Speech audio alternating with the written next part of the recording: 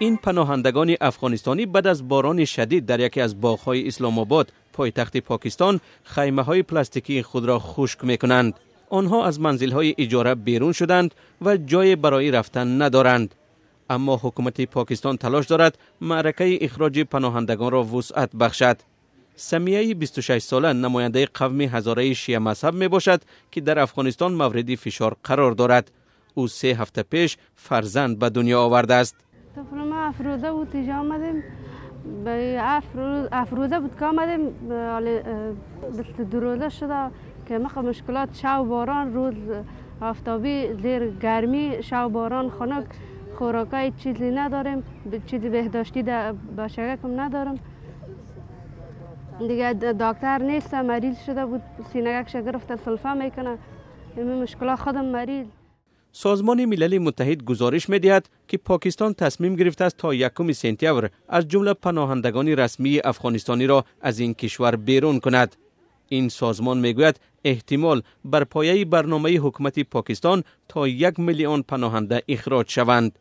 فعلا در پاکستان 1,300,000 نفر سندهای رسمی پناهندگی و 750,000 نفر دیگر کارت‌های هویت افغانستانی را دارند که پاکستان به آنها تقدیم نموده است. در خیمه‌های پلاستیکی باغ مرکزی اسلام آباد همراه با سمیه تخمیناً 200 پناهنده دیگر روز می‌گذرانند. آنها پولی به دست درآورده را برای خریدن غذا صرف نموده آن را همراه تناول می‌کنند. زنان در مسجد کنار پارک خود را به ترتیب می‌آورند.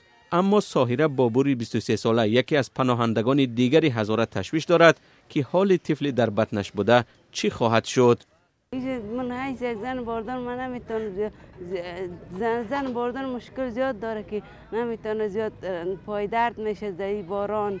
یک طفل در خورد در پیش گرفتن، یک طفل خورد در پیش نگاه کردن از این سخت است.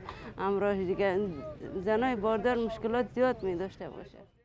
زمانی که خبرنگار ریترز به دیدن پناهندگان رفته بود، در گوشه های پارک افسران پلیس پاکستان به چشم می‌خوردند. پناهندگان به خبرنگار گفتند که افسران پلیس دائما به آنها تهدید می‌کنند که از باغ خارج شوند وگرنه بازداشت خواهند شد.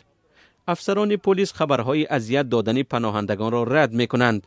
وزارت اطلاعات پاکستان هم به چنین سؤال خطی ریترز پاسخ نداده است. اکثر پناهندگان از بازگشت به افغانستان می‌ترسند. پاکستان که از آغاز تجاوز شوروی به افغانستان در سال 1979 به میلیون ها نفر پناهگاه داده است، در سال 2023 با بهانه جنایتکاری و جنگجویی پناهندگان افغانستانی اخراج آنها را شروع کرد.